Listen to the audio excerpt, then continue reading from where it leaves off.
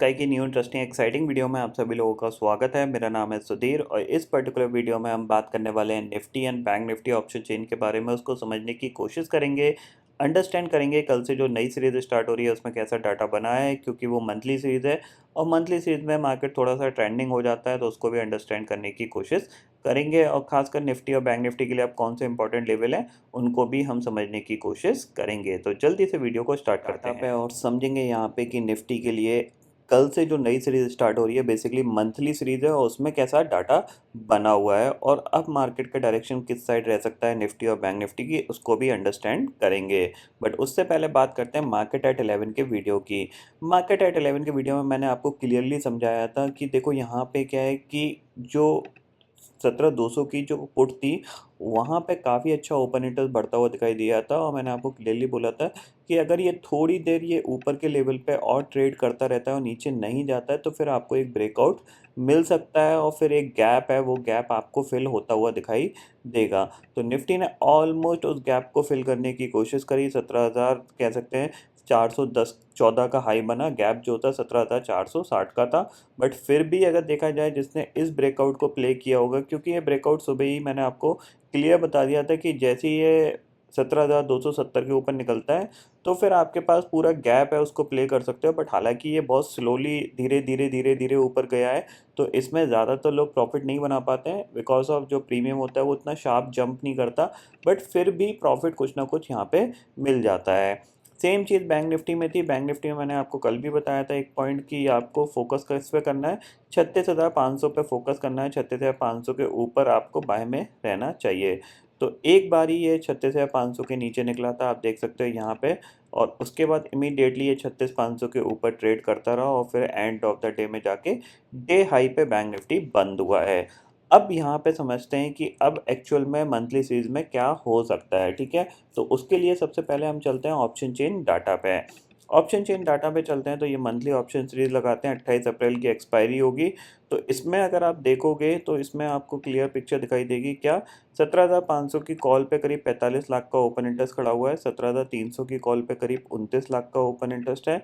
17,400 की कॉल पे करीब करीब 23 लाख का ओपन इंटरेस्ट यहाँ पे दिख रहा है। 17,500 की अगर हम पुट की बात करें तो 23 लाख का ओपन इंटरेस्ट यहाँ पे दिख रहा है, और 17,400 की पुट पे बात करें तो 17 लाख का ओपन इंटरेस्ट यहाँ पे दिख रहा है। और अगर 17,300 की पुट की बात करें तो 32 लाख का ओपन इंटरेस्ट यहाँ पे दिख रहा है। तो अभी भी 17,500 पे आपका 45 लाख का ओपन इंटरेस्ट यहाँ पे खड़ा हुआ है। तो 17,500 आपके लिए एक इम्पॉर्टेंट मेक और ब्रेक लेवल रहेगा। अगर निफ्टी इसको सक्सेसफुली पार कर देता है तो फिर हम दोबारा से 17,800 या फिर 18,000 की तरफ बढ़ सकते हैं। अगर नहीं पार कर पाता है तो हम दोबारा से एक फॉल 17,250 तक का दिखा सकते हैं। ठीक है, इतना आपको यहाँ पे क्लियर समझ में आ रहा होगा, क्योंकि ये ऑप्शन चेन डाटा में जो व्यू बन रहा है वो कहीं ना कहीं 17,500 का शॉर्ट स्ट्रेडल का व्यू यहाँ पे क्रिएट हो रहा है, क्योंकि कॉल साइड पे करीब 45 लाख का ओपन इंटरेस्ट ऑलरेडी ऐड है और पुट साइड पे ऐड होना स्टार्ट हो गया है। ठीक है, 17,500 के ऊपर हम बाय करके काम करेंगे, ये चीज़ आप क्लियरली समझ लीजिए। अब चलते हैं चार्ट पे और चार्ट को अंडरस्टैंड करते हैं। तो चार्ट के लिए यहाँ पे हम चलते हैं निफ्टी का चार्ट में, और देखो चार्ट पे यहाँ पे मैं आपको सुबह जो बताया था वो भी, और प्लस साथ ही साथ में मैंने आपको एक ट्रेंड लाइन बताई थी। उस ट्रेंड लाइन के आसपास मैंने आपको बोला था कि अगर ये ट्रेंड लाइन को मार्केट रिस्पेक्ट करता है और दोबारा से फॉल होता है तो आप यहाँ पे शॉर्ट कर सकते हो। बट देखो ये ट्रेंड लाइन का ब्रेकआउट कितना सक्सेसफुल ब्रेकआउट आया, क्लियर कट ब्रेकआउट है। उसके बाद यहाँ से ये कंटिन्यूसली इसने ऊपर मूवमेंट देना स्टार्ट कर दिया था। ठीक है, अब यहाँ पे हमारे पास जो कल का व्यू है वो क्या है उसको समझते हैं।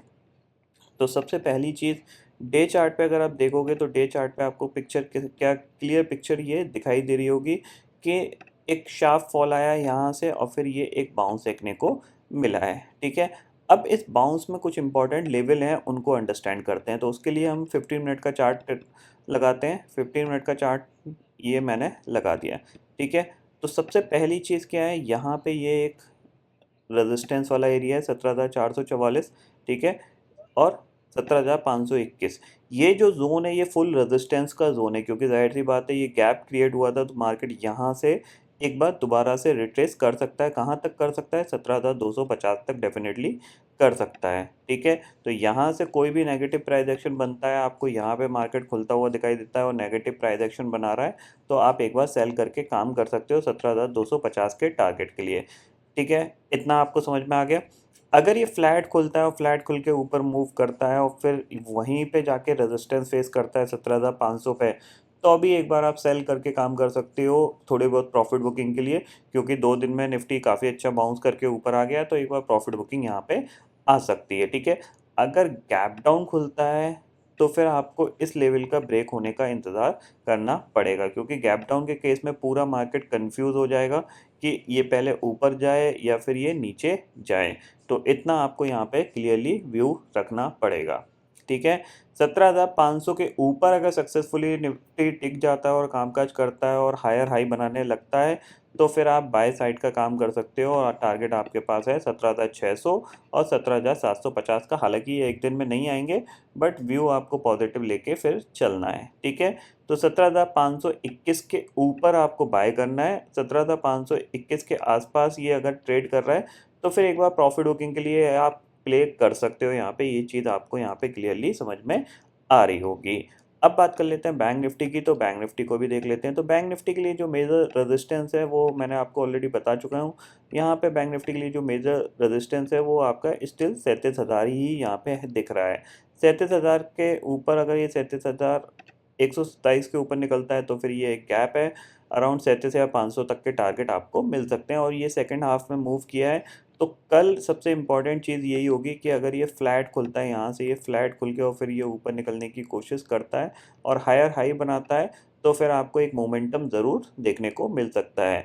बट ये लेवल इम्पॉर्टेंट होगा, जैसे ये ब्रेक होता है एक 200 से 250 पॉइंट का मूवमेंट आपको देखने को मिल सकता है, तो इस पे आप नज़र रख सकते हो।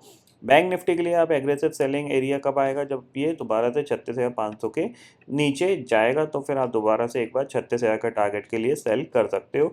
तो आपको यहाँ पे ये देखना है कि इस जगह इस लेवल पे ये किस तरीके से बिहेव करता है। इस लेवल पे ये किस तरीके से बिहेव करता है। अगर ये यहीं पे आके ये बार बार अटकने लगता है, अटकने लगता है, अटकने लगता है, तो फिर जैसे ये नीचे ये जो रेंज बनेगी, इस रेंज का अगर ब्रेकडाउन होता है तो आप एक बार सेल करिए और ब्रेकआउट होता है तो फिर बाय करिए। कहीं ना कहीं ये यहाँ पे आके इसको यहाँ पे ये अटकेगा और करीब 1 घंटे के या 1.5 घंटे का कंसोलिडेशन डेफिनेटली दिखाएगा, तो इसको आप ज़रूर दिमाग में ज़रूर रखिएगा। ठीक है, इतना आपको यहाँ पे क्लियर समझ में आ गया होगा। अब यहाँ पे हम बात कर लेते हैं एक बार ग्लोबल मार्केट की कि वो किस तरीके से ट्रेड कर रहे हैं। तो चलते हैं यहाँ पे ग्लोबल मार्केट में, इंडेक्सेस फ्यूचर्स में जाता हूँ। एक अच्छा खासा बाउंस बैक यूएस मार्केट के अंदर देखने को मिला है। ठीक है ना, तो उसका नतीजा हमारे पास क्या है कि कंटिन्यूसली गैप अप ओपनिंग मिल रही है और गैप अप ओपनिंग में क्या होता है कि मार्केट या तो प्रॉफिट बुकिंग के लिए आ जाता है। अगर ग्लोबल मार्केट स्ट्रांग होते हैं तो फिर आपको यहाँ पे और फर्दर मूवमेंट एक्सटेंड होता हुआ दिखाई देता है। तो अभी करंटली डाउ फ्यूचर जो ट्रेड कर रहा है वो करीब 250 पॉइंट ऊपर कामकाज कर रहा है और नेस्डेक फ्यूचर करीब 177 पॉइंट ऊपर कामकाज कर रहा है। अब यहाँ पे देखो, यहाँ पे डाउ जोन्स पे अगर आप थोड़ा सा नज़र रखोगे तो ये है एक बहुत ही ज़्यादा इंपॉर्टेंट लेवल जिसके आसपास ट्रेड कर रहा है। देखो ये यहाँ से यू फॉल हुआ, ठीक है, रिकवरी आई, यहाँ से फिर फॉल हुआ, डब्ल्यू पैटर्न बना के इसने रिकवरी दिखाई। अब यहाँ पे देखो फिर ये फॉल हुआ, ऊपर गया, फिर यहाँ पे आया, फिर इसने दोबारा से डब्ल्यू पैटर्न बना के अब ये ब्रेकआउट देने जा रहा है। आपको ये क्लियर कट ये डब्ल्यू पैटर्न यहाँ पे दिख रहा है। अगर आज ये सक्सेसफुली 35,500 के ऊपर क्लोज हो जाता है, तो फिर हम ये पूरी तरीके से समझ सकेंगे कि जो ग्लोबल मार्केट में जो सेलिंग चल रही थी वो धीरे धीरे कम हो रही है और अब मार्केट नया हाई लगाने के लिए तैयार हो रहा है, क्योंकि ऊपर के लेवल पे ये सस्टेन करना स्टार्ट कर गया। ठीक है, तो ऐसे ही सेम ऊपर जाएगा, फिर एक डब्ल्यू पैटर्न बनाएगा, फिर ब्रेकआउट दे देगा। ठीक है, इतना आपको यहाँ पे समझ में आ गया होगा। अब मेन चीज़, क्योंकि डाउ जोन्स में एक बड़ा बुल रन नहीं देखने को मिला था तो नैस्डैक में देखने को मिला था, तो नैस्डैक को भी देख लेते हैं एक बार। तो नैस्डैक में जो पिक्चर दिख रही है वो अभी आपको ऐसी दिख रही है। ठीक है ना, मेजर इंडेक्सेस में जाता हूँ मैं, ये है, ठीक है, देखो, ठीक है, यहाँ पे क्या है कि आपको क्लियरली एक रेंज है। ठीक है, और कहीं ना कहीं अगर आप थोड़ा सा गौर करोगे तो देखो यहाँ से नीचे आया, फिर इसने पुल किया, फिर नीचे आया, फिर इसने पुल किया और अब ये नीचे आया था और आज इसमें एक क्या है 175 पॉइंट का गैप अप ओपनिंग के संकेत मिल रहे हैं। तो ये कहीं ना कहीं ये ब्रेकआउट दे सकता है। तो एक पूरा डब्ल्यू पैटर्न नैस्डैक में भी कंप्लीट होता हुआ दिखाई दे रहा है। तो इसका मतलब क्या है कि हमें भी अपने मार्केट पे पॉजिटिव साइड पे ही प्ले करना चाहिए, क्योंकि अगर ये ब्रेकआउट आएगा तो जाहिर सी बात है 400-500 पॉइंट तो चलेगा ना, क्योंकि ऑलमोस्ट 5-6 दिन का कंसोलिडेशन के हिसाब से ये ऊपर जा रहा है। तो हमें भी कम से कम 300 पॉइंट तक के यहाँ पे निफ्टी में मिल सकता है, यानी 17,800 या फिर 18,000 भी देखने को मिल जाए तो उस पर आप ज़रूर नज़र रखिएगा। हाँ, अगर आज ये ऊपर खुलते हैं और गिर जाते हैं तो फिर डेफिनेटली आप दोबारा से ये ब्रेकडाउन के लिए तैयारी कर रहे हो। इतना आप क्लियरली समझिए, यानी आज का ट्रेडिंग सेशन मोस्ट इंपॉर्टेंट रहेगा। आज और कल का ट्रेडिंग सेशन अगर ब्रेकआउट होना है तो आज और कल में ब्रेकआउट हो जाएगा, अदरवाइज ये ऊपर से प्रॉफिट बुकिंग आ जाएगी और मार्केट फिर दोबारा से नीचे जा सकता है। तो इतने सारे आपको पॉइंट मैंने क्लियर कर दिए हैं। तो आई होप दोस्तों ये पर्टिकुलर डाटा आपको समझ में आ गया होगा। दोस्तों फिलहाल इस वीडियो में इतना ही है।